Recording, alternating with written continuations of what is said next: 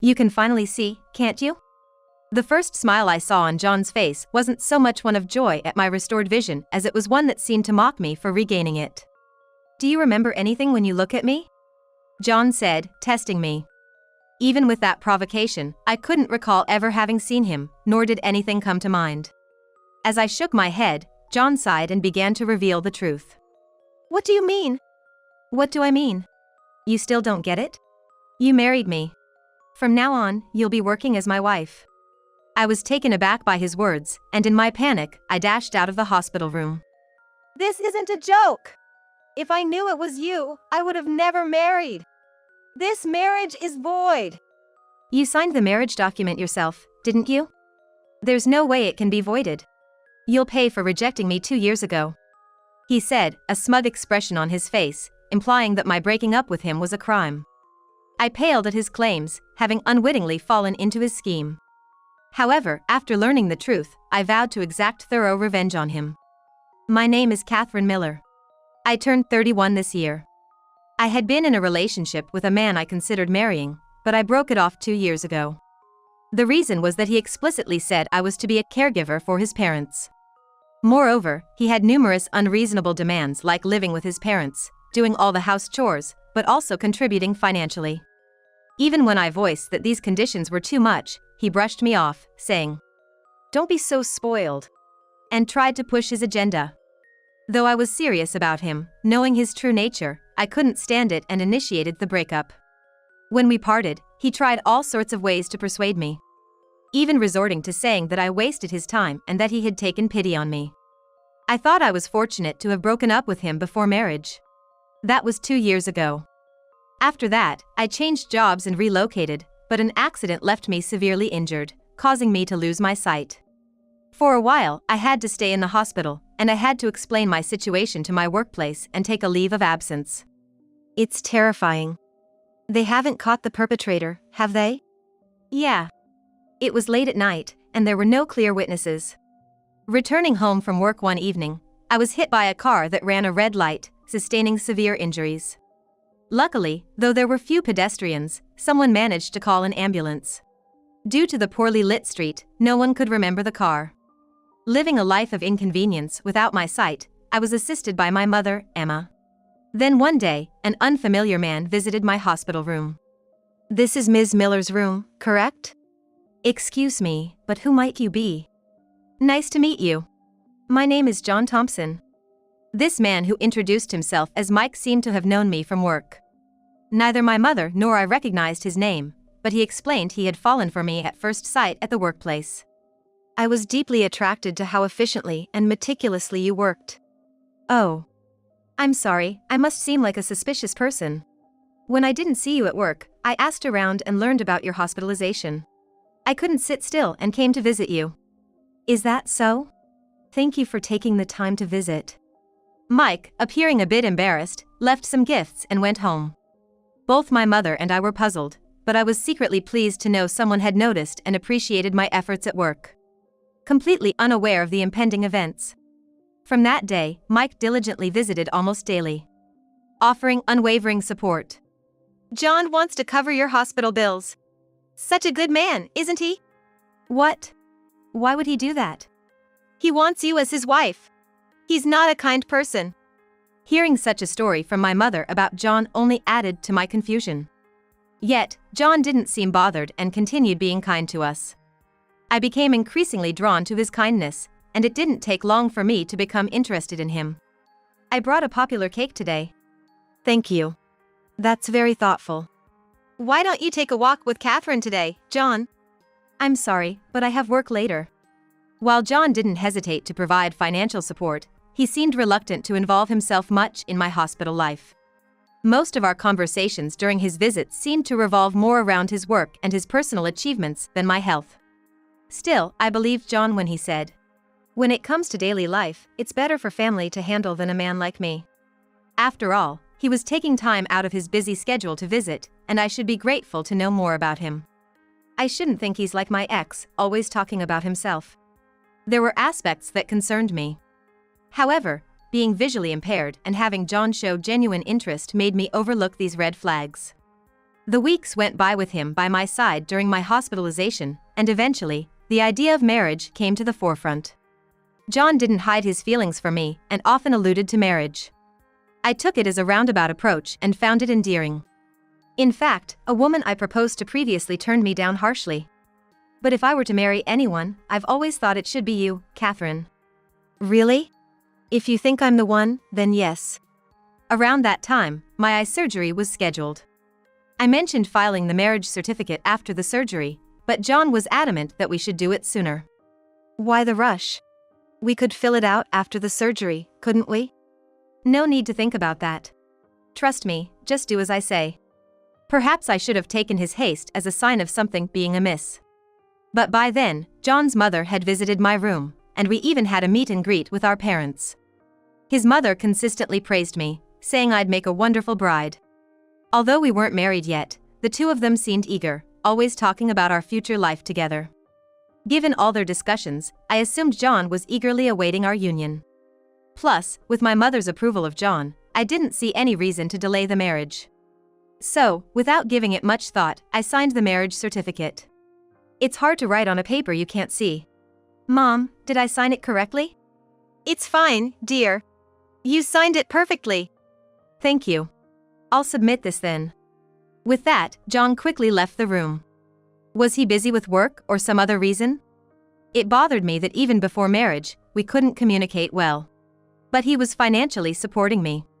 Once I recover my sight, I thought, I'll thank him properly and then discuss our future. That's how optimistic I was. I'm so happy. It's like a dream. Marrying Catherine. You're exaggerating. I want to hold the wedding ceremony soon. My mom would be thrilled. Let's first focus on successfully completing the surgery. To John's eagerness about the ceremony, I often responded with, "Let's wait until my eyesight returns." It was a tragic accident, but I believed that once I overcame this surgery, I would find happiness. I realized everything had been a deception when the day came to finally remove my eye bandages after the surgery. Eagerly anticipating the moment I would finally see John's face, I felt a nervous fluttering inside as the bandages were slowly unwound. When our eyes met, I saw John's face grinning with joy. "How is it, Catherine? Can you see your mother?"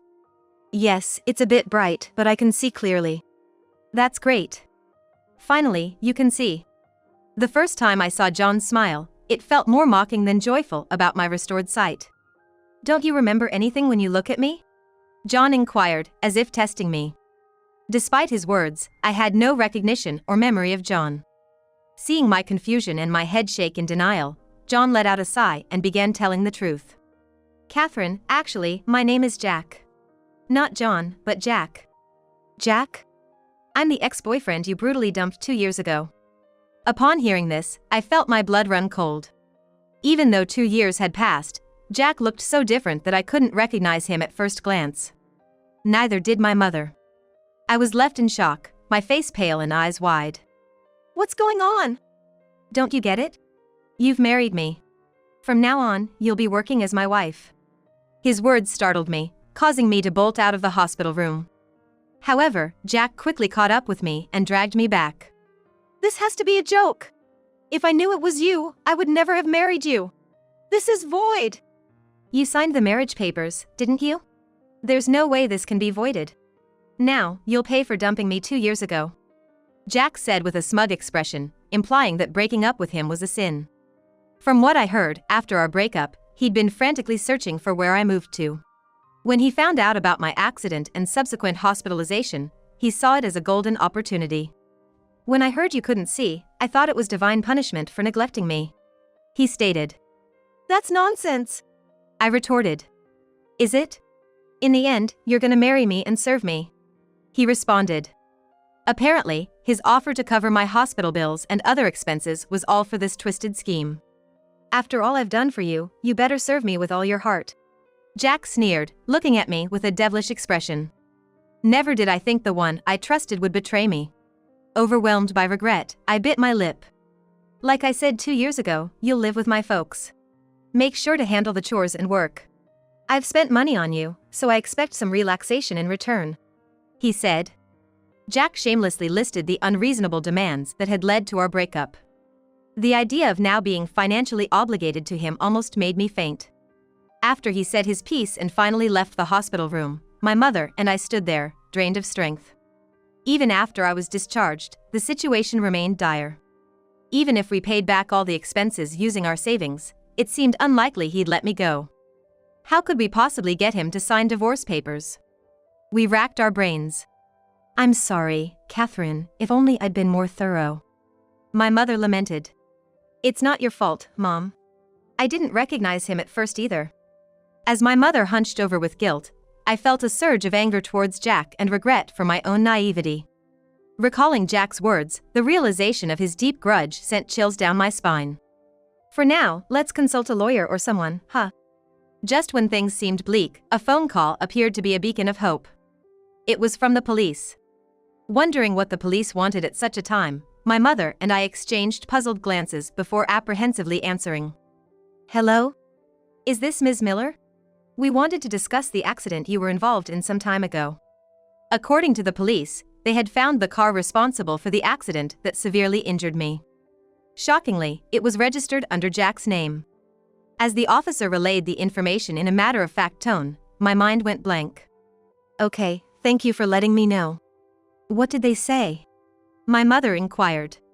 "The car that hit me, it belonged to Jack." What?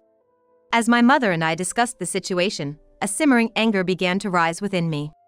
If he had been searching for me since I rejected him 2 years ago, it wouldn't be surprising if he had found me even before my hospitalization. Could he have caused the accident? Such a suspicion arose, and if it was true, how audacious of him to think such a thing. Could it be that he did all this out of spite for you rejecting him? My mother pondered. I've started to think the same. If that's the case, how selfish of him. I won't ever forgive him. But wasn't there a lack of evidence? My mother questioned. Frowning at her words, I had to agree. There were hardly any eyewitnesses to the accident. It's a fact that Jack's car caused the accident, but it can't be proven that he was the one driving. He might even come up with a lame excuse that someone stole his car.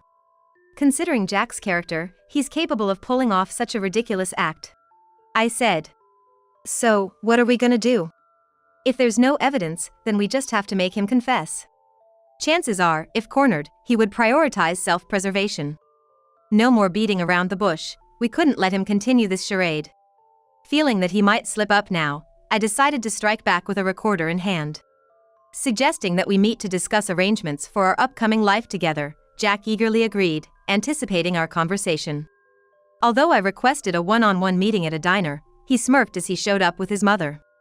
I held back my disgust at his excessive reliance on his mother, clutching the hidden recorder as I gave him a stern look. "You didn't come by car today?" Why does it matter? Let's just get this over with. You need to understand the rules, okay? He still believed I was clueless, laughing maliciously as he spoke. Barely suppressing the urge to confront him right then, I played along, making it easy for him to say whatever he wanted. "Which rules are those? You've said so much that I can't keep track." I got you. Given how forgetful you are, maybe I should write it all down for you. He laughed mockingly, eagerly beginning to list the unreasonable conditions. His mother just nodded in agreement. Even though I was recording, I had to endure his absurd self-made rules, struggling to keep my composure.